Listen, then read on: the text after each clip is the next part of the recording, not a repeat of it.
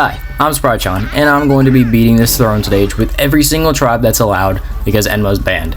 So first up we got Heartful. I'm just going to show these in the order that I did them. Heartful being an amazing broken tribe, and I recently got Orihime Natsuyomi, who easily made this possible. I seriously doubt I could have done this before. So first we do an EX Popper and then Santa Natsuyomi, and already have 300, almost 30,000 damage. Then we use Noelle because she is an all popper and makes 2 large bonus balls. We use those 2 large bonus balls to just inflate everything and get a Summer Setsuna G Soultimate in order to fill up everybody's Soultimate again. So after we do a Fever Extend, you know, big damage right here, we use Orihime Natsuyomi as an Inflate 4 in order to get Soultimates up again. Then we use...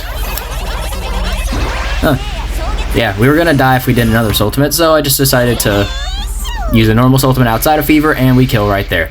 Pretty easily. Next up we have my favorite team in the game, Mysterious. And I'm not using Blue Sky Helmet Suzaku because it's not as consistent. So I can just literally just sit here. And also, Mysterious has Tribe Advantage, meaning that they do more damage than usual against Milim. So we get into Fever time, and as you can see, I do not have Golden General Suzaku's Fever Fill skill because his promotion skill absolutely sucks. Which is why Ichika's better, but I don't have Ichika. So we're just gonna have to get into Fever time again, and there we go, we have a G Soultimate for him. So now after we link some Aqua, we get back into Fever time, heal again, so we've healed 1400 HP, except we've taken 2 normals. And then we do a Fever Extend after our EX Popper, and then we immediately, never mind, we don't immediately, but as you can see, we've already done more damage than Heartful just did, which is why I think Mysterious is so good, because they've out-damaged like a tribe with a UZ Unity bonus compared to this tribe. So we use another Aqua's Ultimate and then an Arlay's Ultimate, and we just, you know, get Arlay's damage up. And then we just work to get another Aqua's Ultimate. And then after that, pretty sure Revive kicks in. Nope. I think we just missed the counter, but it doesn't matter because we had Rene for a Revive, and we use Rene's Ultimate, and then the boss is dead. So even though I didn't get countered, as you can see right there, the Revive was ready, so no problem. Next up we have the Brave team, and here instead of Earthwalker NOA, I used Yun. This is because she has a Peer Less, which just makes it more consistent to get a second Fever time, which is how you really just use Brave, honestly. So, you know, it's just Megumin strats, working as hard as I can to get a Megumin Soultimate, except I'm not using her Easy Link skill because I didn't feel like using one of my books to switch it just for this, when I knew I could do it without it. So, we start charging up Megumin's Ultimate, and then I just sort of, like, pop everything except for Itsuki, so that way I can get into Fever time a second time. And then, once we do that, we use an EX Popper with Demon God Nate to build up combo. Then we use Itsuki after we popped one of the charge balls, just so I can go ahead and start popping some of them. And we pop the rest of them, and then we use a Yami Kenma's Ultimate, not only because he does a lot of extra damage, just so that way I'm not having to worry as much, but then it also pops some of the damage balls, and we use that weird technique where you can, like, move the pop location of the Puni. It's a weird thing. I might make a whole little video about it. But then Megumin fires, and we do a whopping 1.39 million. So yeah, that's why Brave is the best tribe in the game. We also win with only 1 HP, which is pretty funny. Next up, the Slippery tribe, and it, like Mysterious, also gets a little damage bonus. However, they're still the worst, like, viable tribe in the game, so it's not going to be that easy. So I'm running the same team I always do because I don't have low tier Shu. So we have Musical Venoct, who can guard and heal, and also revive. So here, I get my Ryuta's Ultimate after just linking up a bunch of extra Puni. Then I just start like linking Kagure Zolchton's and Ryuta, so that way after I use Kagure Zolchton's Ultimate, he doesn't pop then. And I can then work to get more Ryuta's Ultimates and Puni, so I can use Mercury Death, who is a Soultimate filler, in order to get them all again. Now I don't actually get the G Soultimate with Ryuta, which normally would like mess up the run, but I've been getting guards. I might have missed a counter right there, I have no idea. But we use another Kagure Zolchton's Ultimate, and as you can see, I use Musical Venoct, then he heals me above the counter threshold, and then I don't trigger the Revive, which means I can do another Mercury Death's Ultimate, and then we just win right there. Pretty good, honestly.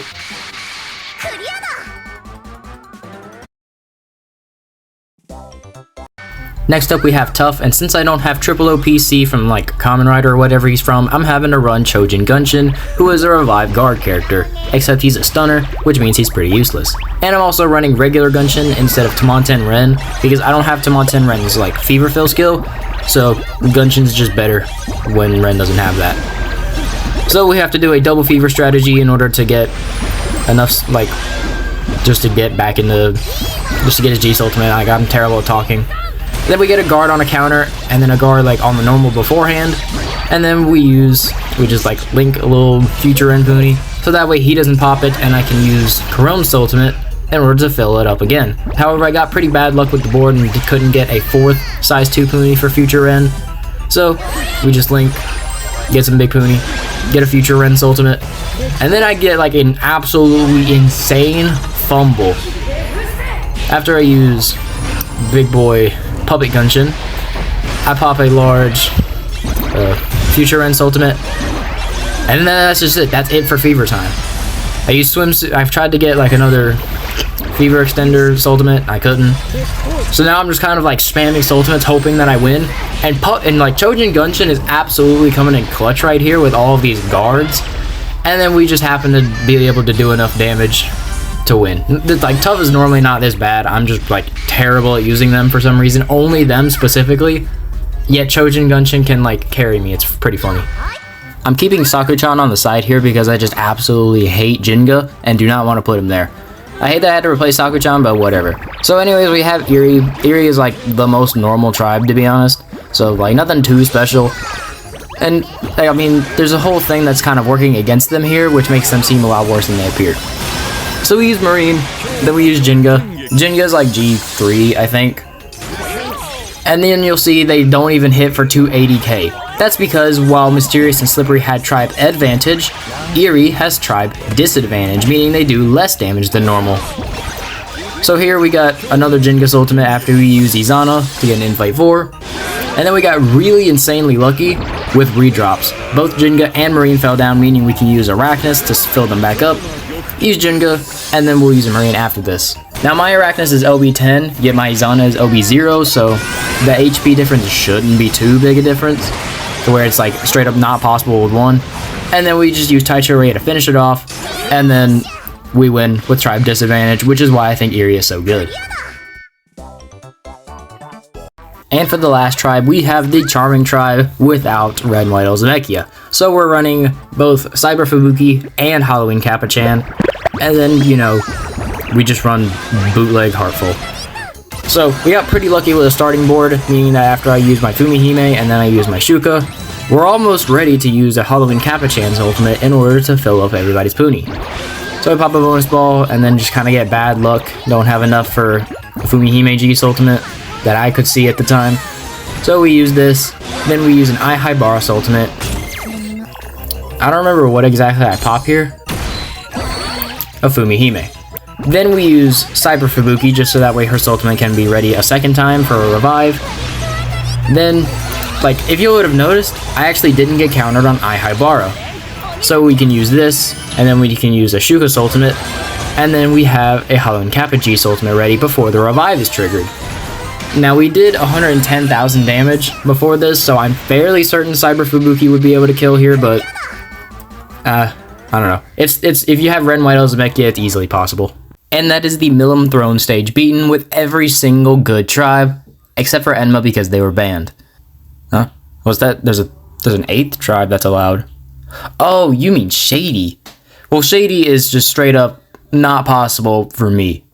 Now, I'm going to link in the description a video to Ryu Kag, where Ryu just did the exact same thing as me, except with more neon bows and less cool.